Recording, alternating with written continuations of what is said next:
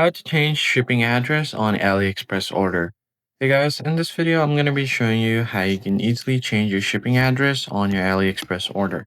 First thing you have to do is open up AliExpress application on your device and make sure that you're logged in. Once you make sure that you're logged in, all you have to do here is go ahead and find your.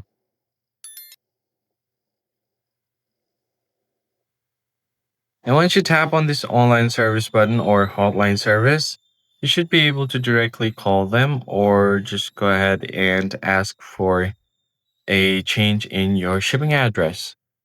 So you'll have an option to chat with an agent. So tap on chat with the agent now, and then just type in how do I change my shipping address. They'll most likely ask you about your reasoning. Then if that's valid, then they should be able to help you out.